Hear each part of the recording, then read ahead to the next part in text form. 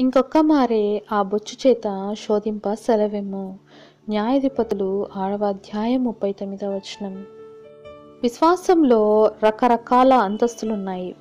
క్రైస్తవులుగా మన అనుభవం ఒక స్థాయిలో ఉన్నప్పుడు మనం ఒక విషయాన్ని నమ్మవలసి వస్తే ఏదో ఒక సూచక్రియ కానీ మనలో ఏదో అనిర్వచనీయమైన అనుభూతి కానీ కనిపిస్తేనే నమ్ముతాము. గిద్యోను లాగానే మన దగ్గర గొర్రెబొచ్చులున్నాయి. అది చెమ్మగా అయితేనే మనలో నమ్మకం కలుగుతుంది. ఇది యథార్థమైన విశ్వాసమే కానీ పరిపూర్ణమైనది కాదు.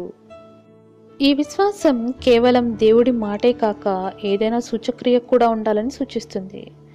అయితే మన అవగాహనతో నిమిత్తం లేకుండా పూర్తిగా దేవుని మాట మీదే నమ్మిక ఉంచడం విశ్వాసంలో చాలా పైమెట్టు.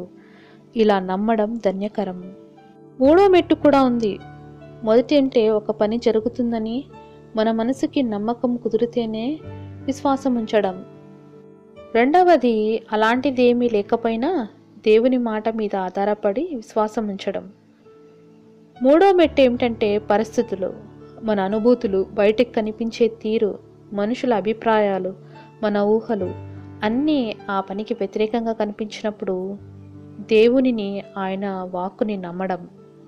అపోస్తుల కార్యాలు 27వ అధ్యాయం 20 నుంచి 25 వచనాలలో పౌలు ఇలాంటి విశ్వాసాన్ని కనపరిచాడు.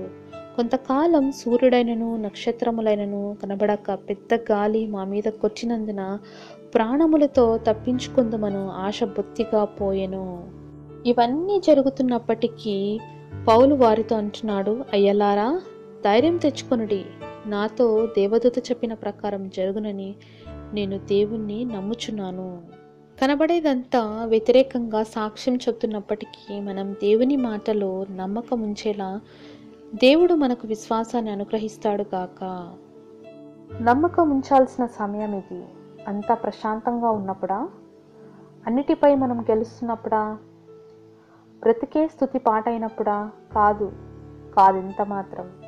అలలు ఎగిసిపడేటప్పుడు, తుఫాను మబ్బులు కమ్ముకొచ్చినప్పుడు, ప్రార్థనే ఆహారం, కన్నీళ్ళే దాహమైనప్పుడు నమ్మకం ఉంచాల్సిన సమయం ఇది. ఎప్పుడో రాబోయే కాలంలో పాఠాలన్నీ నేర్చుకున్న తర్వాత, కష్టాలు పాలై ప్రార్థనలు చేసి స్థిర విశ్వాసం పొందిన తర్వాత కాదెన్నటికీ కాదు.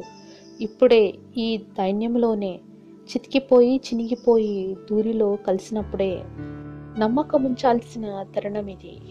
మిత్రులంతా సఖ్యత చూపుతున్నప్పుడా? సౌఖ్యాలు కురిసేటప్పుడా? నేను చేసే ప్రతి దానిలో నాకు మెప్పు కలుగుతున్నప్పుడా? కాదెంత మాత్రము. అంతా నన్ను ఏకాకిని చేసినప్పుడు, ఆధారాలన్నీ కూలిపోయినప్పుడు నమ్మకం ఉంచాల్సిన తరుణమేది? ఆశలు బావటలై ఎగిరినప్పుడా? ఆకాశంలో కాంతి నిండినప్పుడా? హృదయంలో హర్షం పొందినప్పుడా? కాదెంత మాత్రము. సంతోషం అడుగంటినప్పుడు, దిగులు మెడను వంచినప్పుడు, దేవుడు తప్ప మిగతాదంతా మరణం శూన్యమైనప్పుడు.